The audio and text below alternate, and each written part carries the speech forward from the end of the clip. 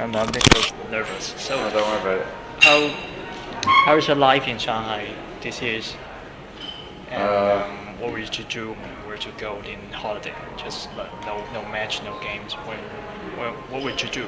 Uh, well, in Shanghai is pretty good. Last year was in Chongming Island, so that was difficult. But this year, we're living in Shanghai again full time. So yeah, it's nice. It's got everything here that you need, and yeah, I like it. It's nice. Got good restaurants, good places to go. So there's plenty of things to do. Um, off of when we have days off, we don't really have much time to go on holiday, but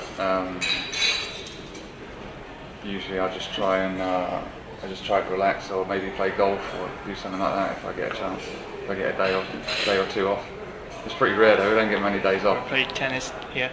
I don't have much chance to play tennis, but I do play tennis as well. But yeah, just try and play golf. And if we do get a break, especially at the end of the season, especially then just try to go to some different places. Like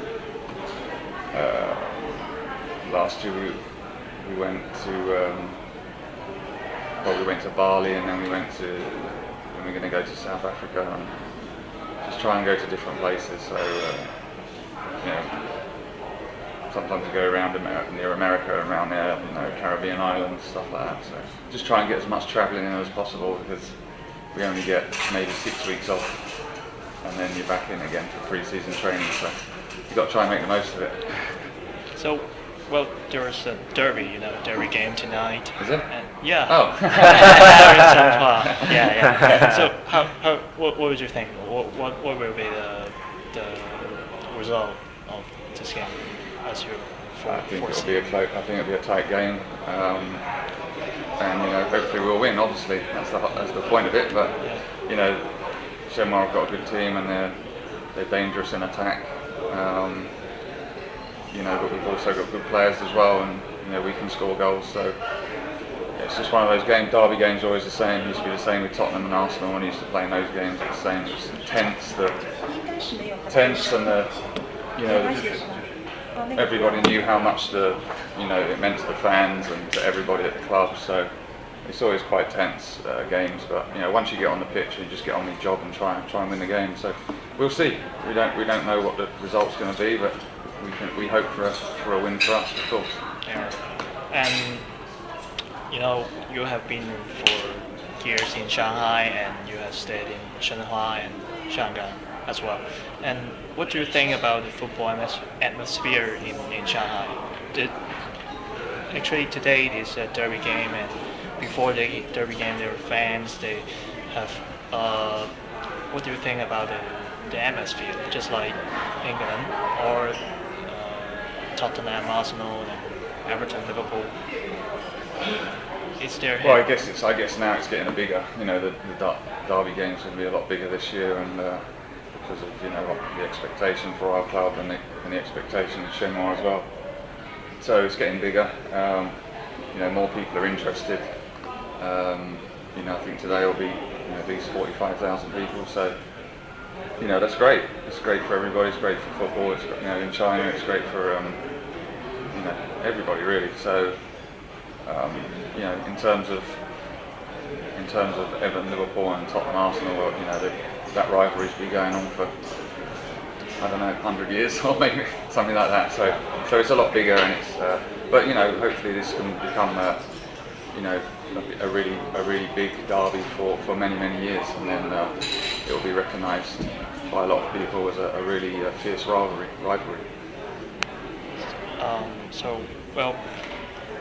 You remember Yan Juning and Wang Daling, two of your domestic goalkeepers who have been under your training, so for the national team now.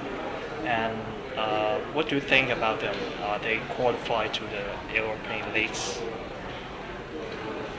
Well, I think that when I took Wandale, the year and a half that I was there, he was fantastic for the team. I think without him, Shenhua probably would have gone down both seasons. and he's gone away now for a year to Shandong, and he just needs to try and keep improving his game, and that's if he does that, then he would have a chance of playing in Europe somewhere, yes. But he needs to keep improving. There's certain things in his game that he needs to improve still, and I think if he manages to do that, he would have a chance. Yan, we're still in the early stages of trying to improve him. He's made really massive strides in the last year, and at the beginning of this season. But we still know that we've got things we need to improve with him still. He's not the finished kind of article yet, but he's getting close. He's made huge improvements, and just having that confidence in himself of knowing that he's one of the best goalkeepers in China is spurring him on to try and get better. And I think maybe another year or two, I would expect that he'd be ready to play in Europe. You have trained two very good Chinese goalkeepers, and many fans want to know. Could you tell them what are the main process in the goalkeeper training daily? What main process? Yeah, the. Well, I mean, when I first come to any club, I basically do a lot of tests on the goalkeepers to see where their strengths are, where their weaknesses are, what they're good at, what they're not so good at, and then we basically just try to work on a lot of things that they're not so good at and improve them, and and then as a basic kind of training when the season is on is we try to work on a broad range of things, because obviously goalkeeping involves a lot of different skills that they need to be good at, and they need to try and master. So we try to break it up each day and work on some different things, whether it be crosses, kicking, reaction training, one-on-ones. There's so many things that goalkeepers have to do.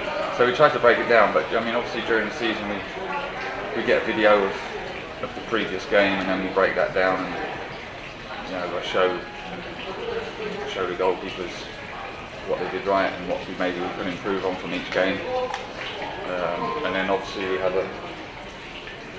I have a file of every game that we play. So if there's a trend, maybe his kicking's been bad every game, or his sweeping up, coming out has not been good every game, or his decision making's not been good, then we can work on that. But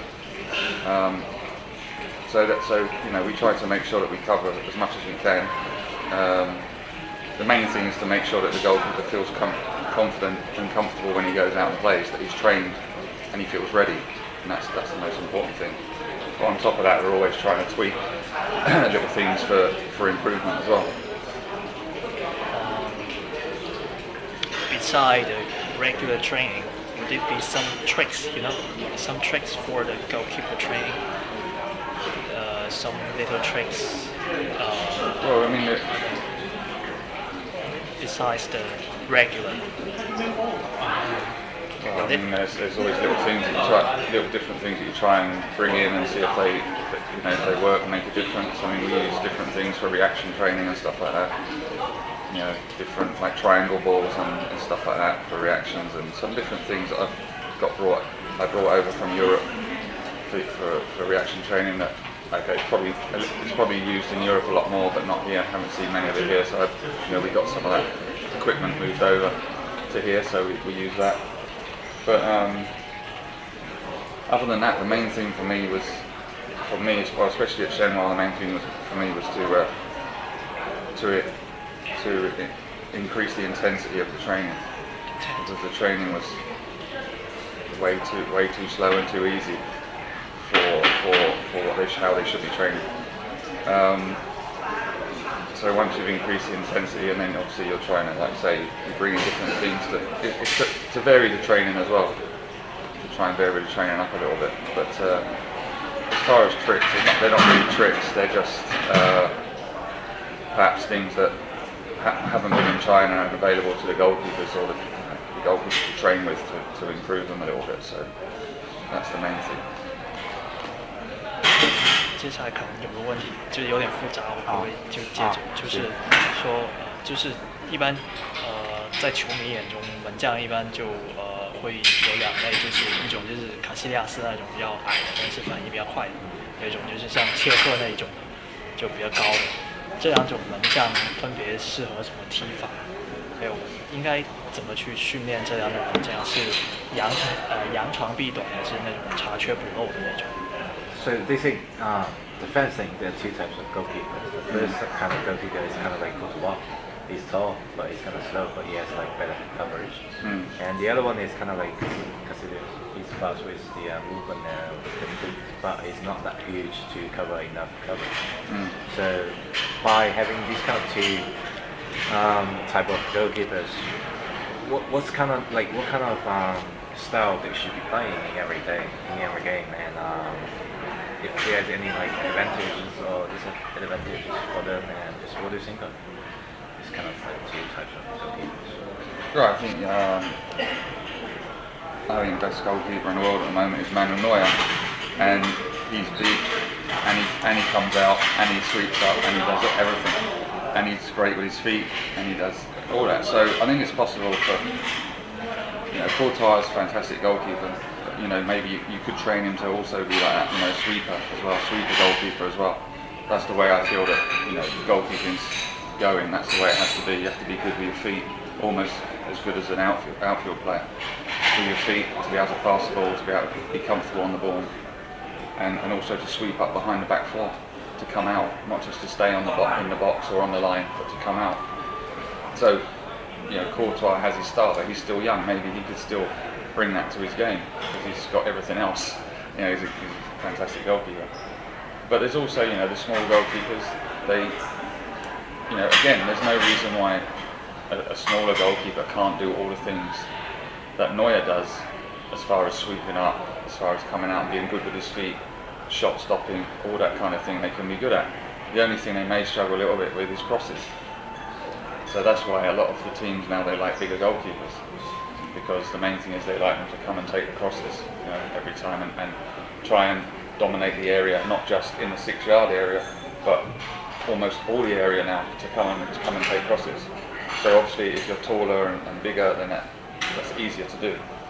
But that doesn't mean you can't be successful, because there's a lot of smaller goalkeepers that have been really successful. Casillas being one. Casillas, he's not brilliant in the air as far as crosses and dominating his area, but shot stopping is unbelievable. Shot stopping and his quickness around the box is fantastic. So you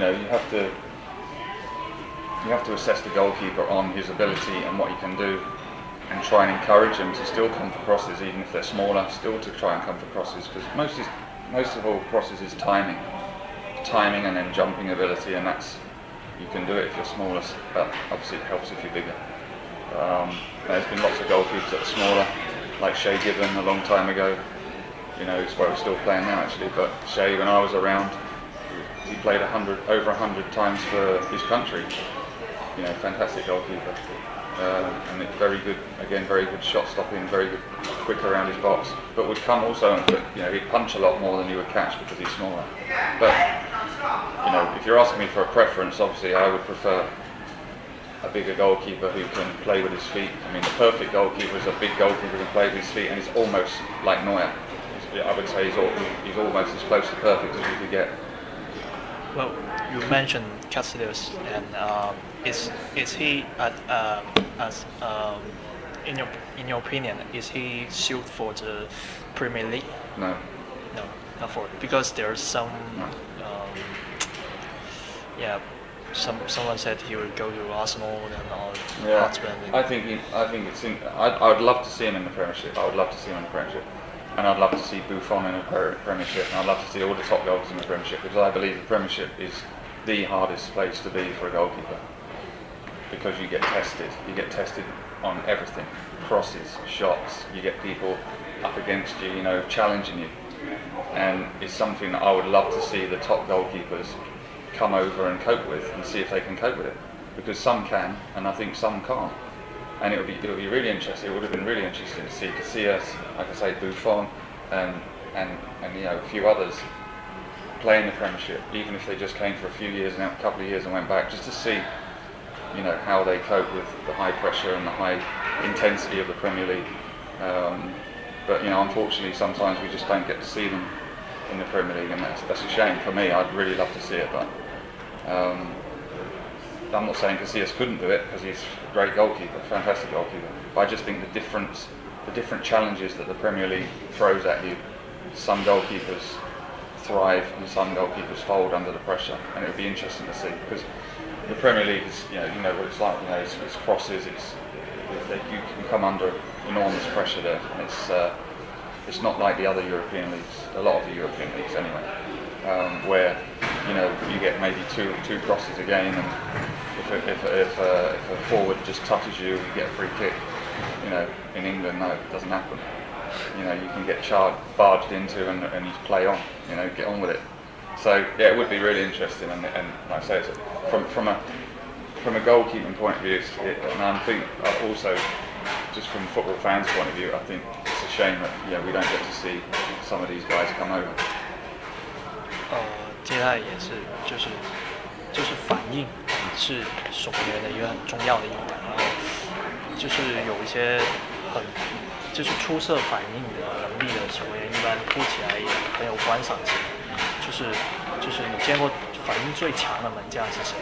然后守门员一般有什么项目去锻炼自己的反应的能力？就13人。13是吧？对。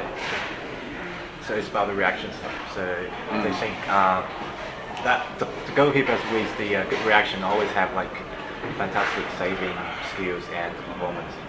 So have you seen any guys who has the best reaction skills in terms of the role, and how do you train them? I don't know about who's the best reactions. I mean, because all the top level goalkeepers have great reactions. Some of the saves that you see, pull off, or sometimes you can't even believe they made the save because it's so quick, and the reactions are so quick. But all the goalkeepers, even when I was training, we used to train a lot on reaction training, because that's the nature of goalkeeping. You've got to be fast. If you're not fast, you won't save anything. So what was the other one about? How do you train it? Yeah. Well, I mean, so as far as training it, it's pretty much all close range stuff. Really, it's all there's loads and loads of exercises you can do as far as reactions. It's difficult to explain, but like I say, we have reaction balls. So it's like a triangle. So when you hit it, it bounces in different directions. You can do close-in things with sort of little volleys and cutbacks that are tight. You can hit balls close in from a bench so that the goalkeeper's facing the other way, and then you're hitting it from behind, so they have to react quickly. There's loads of things you can do, but it's all close range and quick, and you can make it more and more difficult the better they get. So, but it's obviously a really important part of a goalkeeper's training. I mean, even like you're saying about the smaller ones, but also some of the bigger ones have got great reactions as well. Look at some of the saves that Schmeichel and Seaman and all them used to pull off. And now Joe Hart, he's a big guy. He's pulling off fantastic saves, and all the guys they all work on it really hard, and they know how important it is for you to have quick reactions. That's just the nature of the job. You've got to have it. Well, talking about saving, and the fans like watching penalty saving. And what is special in penalty saving practice, and how do we train the goalkeeper with a penalty saving skill, just like Netherlands? Team Krul in last year's World Cup, they have really. How can we train such a goalkeeper that he save many penalties? 3, 4. I just think. I mean, you can work on your diving and reaction and stuff, but a lot of it is nowadays you can research the penalty takers when you there's certain softwares around now where you can you can tap in whoever's takes the penalties for a certain team, and they'll show you all the penalties that they've taken. So you can research it, and there might be certain things that the penalty taker will give away before he takes it. It might be an action with their hand, or it might be their body shape, or it might be something like that, and you can work out from that which way they're going to put the penalty, or not definitely, but there's a high percentage that if they do a certain thing, they'll put it in this corner or the right corner. Or if they do this, then they're going to put it in the left corner. So I think a lot of it is doing the research on the penalty takers, and then it's just you can use sportsmanship to try and put the penalty taker off a little bit. Make sure you look big in the goal, make sure you look confident in the goal, and then it's just a matter of making sure when you go, you go. There's no half about it. You just got to make your mind once you see it go and dive full length, and hopefully the penalty taker puts it in the right way, and that's it. I mean, it still favours the penalty taker big time, but any penalty taker can change his style or the way where he puts it at any time. So you can work on it, but I think a lot of it is down to the research, and then you're diving and just doing the best that you can do at the time. I mean, that's I don't think there's any particular way that you can say, if you do this, you're going to save it. But you can try to get the odds a little bit more in your favour by research, by learning about the penalty taker itself. So what do you think about Wang Dalei's penalty saving? Because he saved a very important penalty against Arabians, shot Arabian. Yeah. And what do you think about his penalty saving skill? Well, apparently he asked the ball boy, didn't he? 问那个球童。Okay. So the ball boy had good skill. The ball boy knew what was going on. So, okay. Now you're in China, and the practice will 就是会不会这种训练会做一些改变，或者是有一些中国的元素去适应，就是让中国的门将去更好的去适应。So you've been here for a couple of years, and do you put any Chinese element into your training every day, or do you sometimes make a bit of change because it's China and they have certain habits and whatever when they are doing the goalkeeping? They have habits like what? I don't know, just in general. No, not really. I mean, I have a way, my way of kind of doing it, and that's it.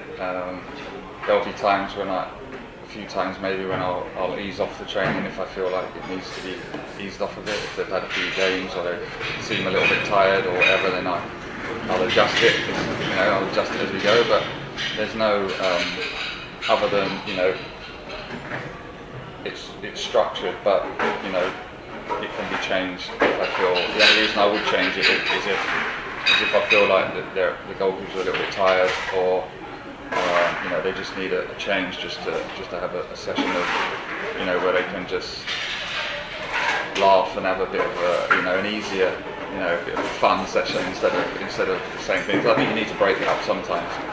You can't just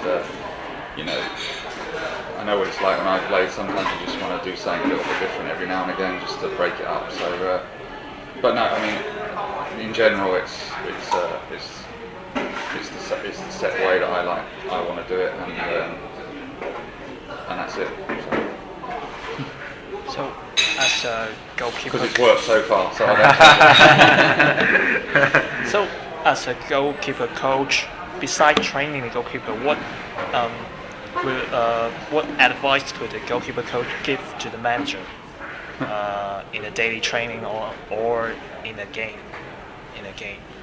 Well, I mean, I don't really give any advice to the manager apart from, I mean, I'm pretty much left to get on with the training as I like, as far as the goalkeepers, you know, the manager doesn't come over and ask me what I'm doing or tell me what to do. I'm left alone to do what I want to do with the goalkeepers, and he trusts me with that. I mean, if there's anything that affects the goalkeeper as far as when he has the ball, for example, in a game, if there's anything like you know, the defenders, if the defenders need to be in certain positions when the goalkeeper has the ball, then I might, if they're not, I might say to the manager, what do you think about, you know, the players being in this position or whatever when the goalkeeper has the ball. Anything that relates to the goalkeeper, if there's anything that you know, I need to clarify with the manager, then maybe I'll speak to him. But I don't really need to do that very often, if at all. So I'm the goalkeeping coach. I'm not the head coach. My job is to improve the goalkeepers and make sure that they're ready for every match. And that's it. But you have right to give advice, right? Give advice to well, I mean, it's not really my place to say, oh, don't you think we should be playing a different system today, or don't you think we should play this player instead of this player? I mean, that's not my doesn't come under my job description. So you know, but if anything would help the goalkeeper and help the team as far as when the goalkeeper has the ball, or defensively as far as you know, if we have a free kick against us and where the wall should be and where we should be marking or whatever. If I see there's something wrong, then of course I'll say. But yeah, so anything that can affect the goalkeeper or defensively, if there's something that I'm not clear on or I'm not happy with, I would say to the boss, you know, what do you think about this, or you know. But in general, he's pretty good. You know, if Jan says something and he's not sure about something, or I'm not, then he'll listen and then he'll decide that he's right. No, it'll be fine. Then it's not. Of course, it's not a problem. But anything else is not. You know, it's not really. That's not my job. I'm not the head coach. So, like I said, my job is make sure the goalkeepers improve and make sure that they're ready to play on any given match day. Well, talking about the game, goalkeeper is not a position that always be rotated. And when someone has to warm up the bench for a long time, and what he would do to keep his condition up and compete for startup chance. Yeah, it's difficult when you're on number 2 or even a number 3 goalkeeper. It's difficult, but you have to be professional. You have to think about that this is also your career, so you have to be professional. You have to work hard every day. You have to push the number 1 to try and show people that you're better than the number 1. Or, if the number 1 gets injured, then you have to be ready to step up and play. So you can't have a bad attitude or not try in training or just kind of say, oh, I'm number 2 and now I'm not that bothered anymore. You have to have a professional attitude. You have to show the head coach that you're a reliable backup goalkeeper, and if the number 1 gets injured, you have to show the head coach that he can trust you. And that goes all the way down the line, and that obviously they should be trying to prove that they're better than the number 1 goalkeeper. They should be have a, you have to motivate themselves to want to be the best that they can. And of course, I'm there to kick them in the arse if they don't. But ultimately, it's got to come from themselves. They've got to have the desire and the motivation to be the best. And if they've got that, then they'll have a chance. If they don't have that, then they won't. There'll be other goalkeepers that will come in and replace them, and that's the nature of the game. The number 1 didn't get there by luck. The number 1 got there by hard work and a great attitude. Non-stop work, and that's what they have to do to try and get him out. It's competition. That's the way it is. Well, Do you need to harmonize the relationship between the number one and number two? Harmonize. Well, I think in every place I've been, I've heard odd things where number one and number two don't get on, but most of the time I think the goalkeepers all get on, just because I think they all understand the job, how difficult it is to be a goalkeeper. They understand what that you can go through, the highs, the lows as a goalkeeper, and it's kind of like a group. All the goalkeepers all over the world would, can relate to each other about different things. And when one goalkeeper makes a big high-profile mistake, the other guys know exactly how he feels. So there's not really any. I've never really seen it when I played that there was a problem. Even when I wasn't the number one, I didn't have a problem with the other goalkeeper. I think it just made me more determined to train harder and get back in the team. I wasn't annoyed at him. I was more annoyed at that I let myself get out of that position. So it's not really something that I don't think we have to worry about. Certainly not in my time playing, and not my time as a coach either. So I say sometimes you have to speak to the number two or the number three or whatever, and make sure that they mentally bring it every day, bring the effort every day to training. Because sometimes I know it gets, but you understand that it does get a little bit deflating, I suppose, when you're not playing. But at the same time, they have to also motivate themselves to want to be the best they can. So it's a combination of both, really. Well, you have been in Tottenham for years, and now the Hotspur defenders are always criticized by the media and fans that they make many mistakes. Meanwhile, Hugo Lloris is doing a very great job.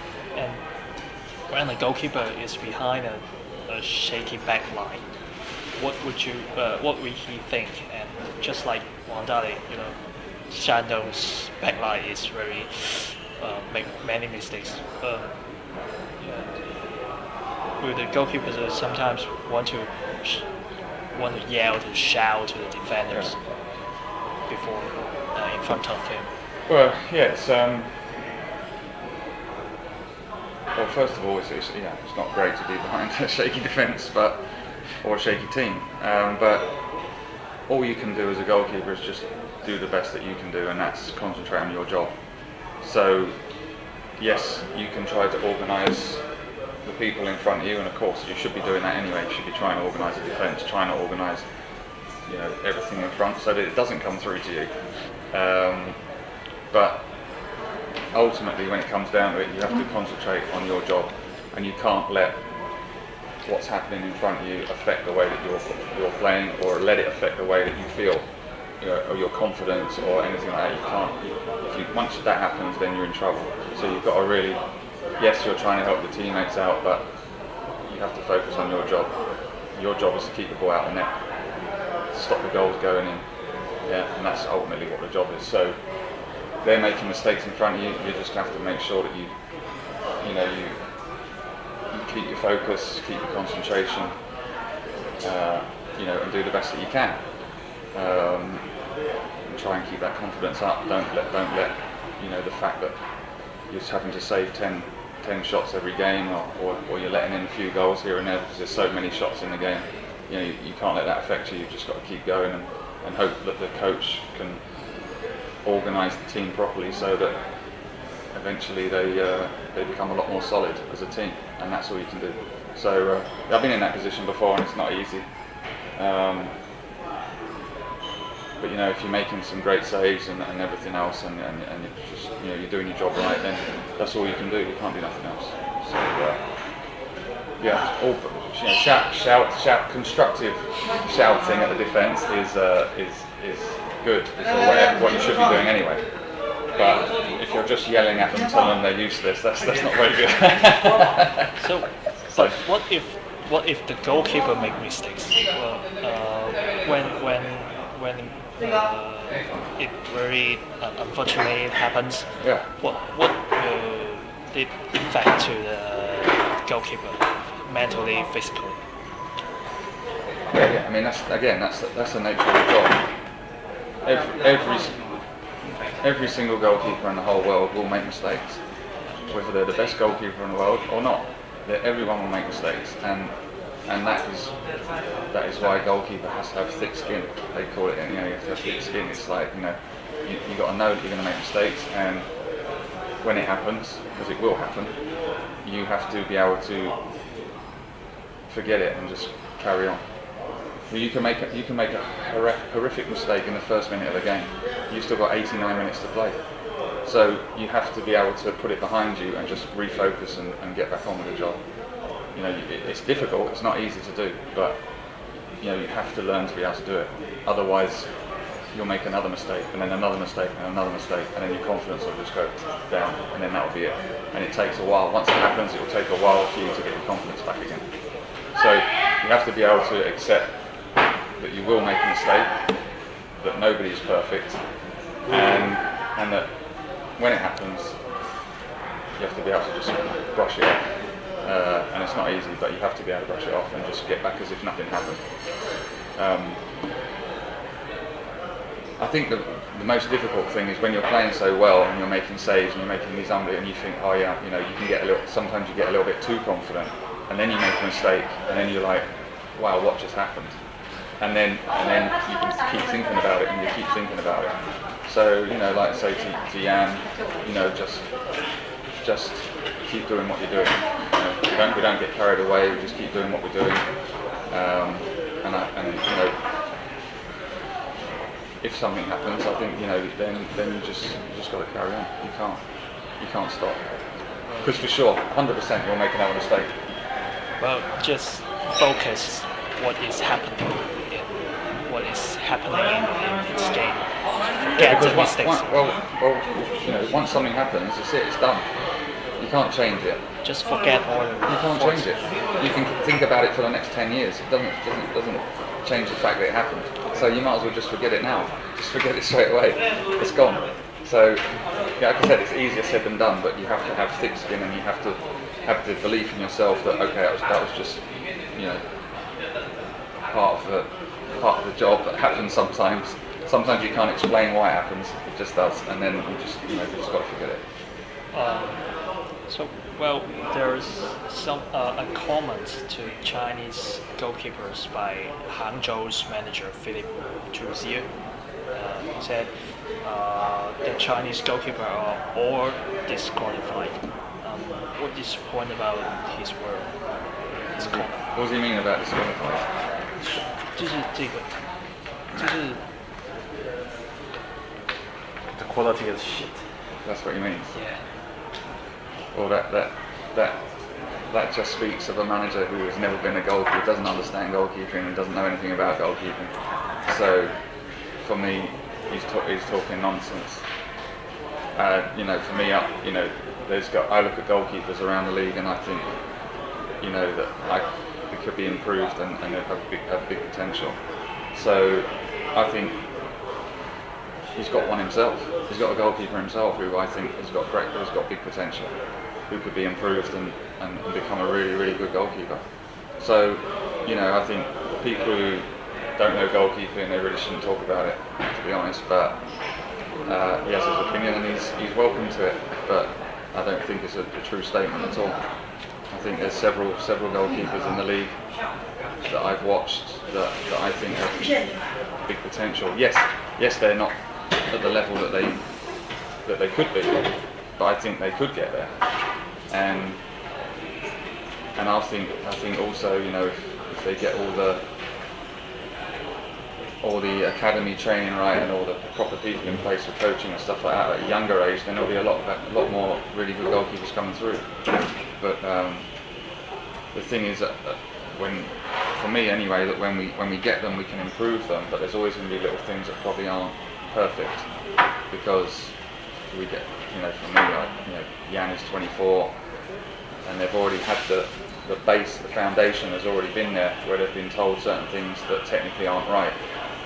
So they're always going to, a lot of time they're always revert back to that in a game or in certain situations. So if for example, if you got those at 10, 12 years old, and you put the proper techniques, the proper everything into them day after day after day after day, then they would become a lot more solid and a lot. We wouldn't have to try and change things when they're 23, 24, which is a lot more difficult. But I still feel that there's still some good goalkeepers out there that I believe have big potential. But it just depends on the coaches if they can bring out that potential in them. I certainly think that there'll be some. I see potential in some that I think they could, if you got them right, they could go and play in Europe. They're not at that level now, but they could be.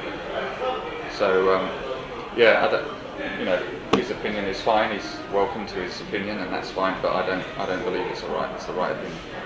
I think there are goalkeepers there that are of a decent standard and could be, if they're coached properly, could be, really good goalkeepers. 接下来这个问题可能让你帮忙，就有人说中国足球与世界足球差距最小的位置是门将，有人就是而另外一部分就是说正好是相反，然后对此就是沃克先生怎么看？就是如果国产门将和世界顶级门将的差距很大，那么这个差距具体体现在什么地方 So in comparison to Chinese football to European football, say, pretty much in terms of position, maybe goalkeeper has the last gap to world-class goalkeeper. But some people think the other way. Some people think it's right that the goalkeeper has the largest gap in comparison to the Chinese gap to the European goalkeeper. So do you have any opinion on that? What do you think of that? Like, is it really that Chinese goalkeeper has the less gap in comparison to the European goalkeeper, or the gap is huge in comparison to other positions like defenders? I don't think it's that big. I don't think it's compared to others. No, I don't think it's that. How many Chinese players have gone over to Europe successfully and played? Not many. Okay, how many goalkeepers? None, probably. But there's not been huge amounts of outfield players that have gone over and been successful. So I don't think it's particularly that the goalkeeping thing is a lot bigger gap. I just think that they need to get the right coaching. They need to get the right technical thing. Technically they need to be right.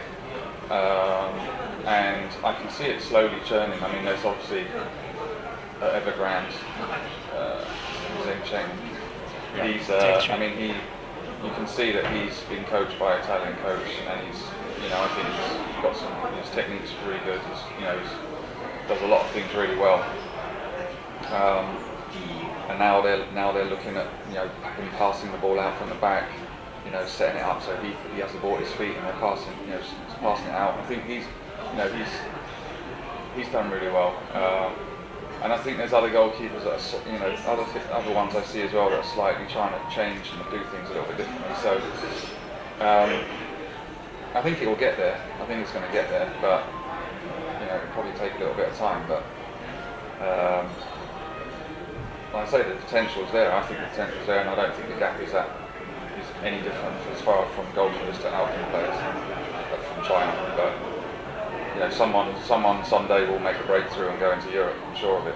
I'm 100% sure that will happen. Most football clubs in Asia are not allowed to sign foreign goalkeepers.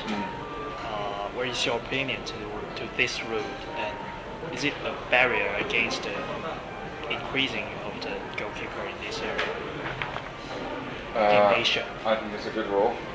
I think that they should stick to it. Hope they don't change it, because it gives a chance for the Chinese goalkeepers to develop and play competitive football, and hopefully the more opportunities for Chinese goalkeepers to play, the more opportunities there'll be for good Chinese goalkeepers to come through,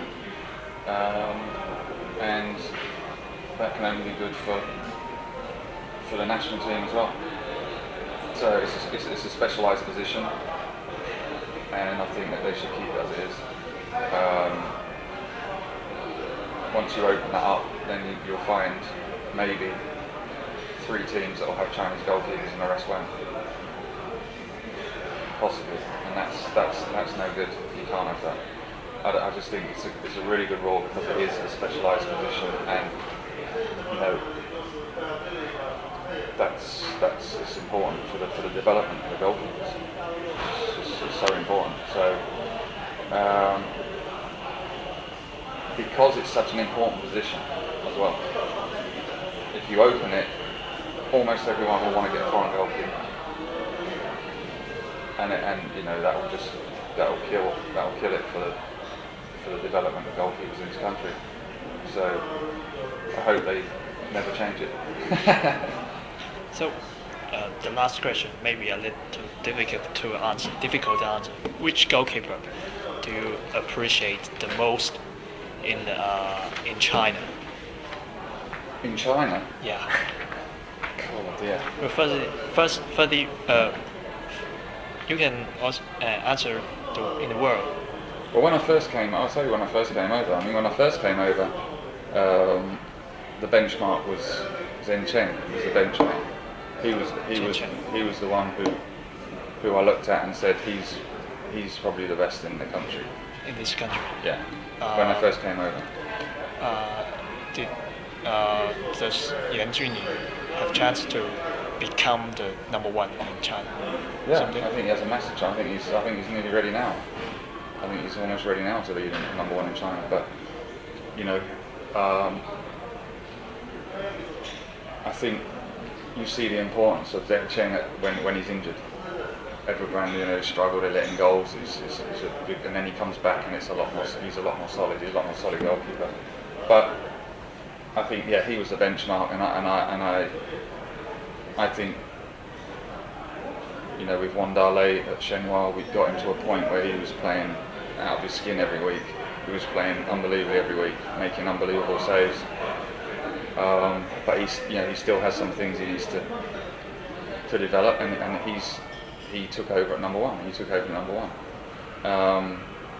and now Yan has made, like I said, massive strides, and I think the way he's playing, I don't think there's anybody who's playing better than him. If you go over the last year and a bit, his consistency and the way that he's played, he's easily up there with the best in this country, without a doubt. So, I wouldn't be surprised if he managed to play some more games for China, and if he continues the way that he's going, he'd have a great chance of being the number 1 soon. But he has to keep performing. He has to keep performing, and he has to keep pushing himself, and he has to keep improving. So whether he's number 1 or not number 1, that's what we're going to do anyway. But I don't think anyone could argue if all of a sudden he started playing for China.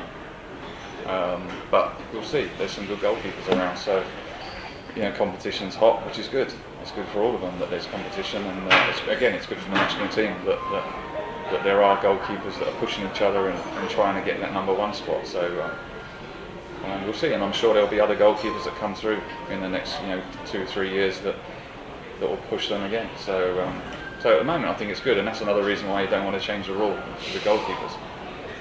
As far as in the world, I mean, I just think Neuer's the best goalkeeper in the world. I just think everything that he's shown and everything that he does and everything that he's now he's really changed the whole way of that people look at goalkeeping, really. I mean, even in my day we had certain goalkeepers who loved to sweep up and all that, but the way he sweeps up and the way that he uses his feet and passes the ball, and he's all round is just, for me, it's the best.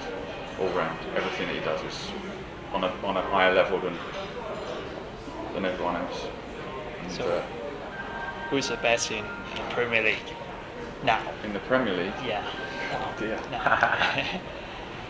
Premier League. Well, Courtois is he's great. Excellent, fantastic. I mean, that's somebody who won the league in Spain and then came to the Premier League, and everyone was like, "Oh, I wonder what he's doing," and then he just took to it like it's not a problem whatsoever. big guy, like saying about crosses, he's been fantastic. He comes and takes crosses, very calm goalkeeper, and he's been brilliant. I mean, to get ahead of Peter Cech, who's been fantastic for Chelsea, and he's a fantastic goalkeeper. That says it all. But I'd say all round, Neuer is the number one, but in England, so is Courtois. I've been impressed the way Joe Hart's played this season. I think he's done well this season, played well. I think he's getting better actually. I think he's improved a lot of his things that perhaps you could say weren't his best things, like his one-on-one thing and stuff like that. He's improved a lot.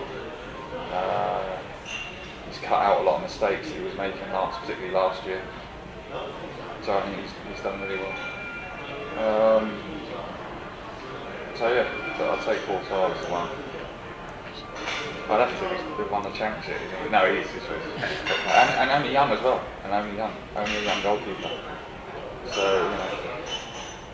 he's done very well. Fantastic career up to now. So, well, okay, thank you. Thank Right. you, Mr. Walker. No problem. Thank you for taking our interview.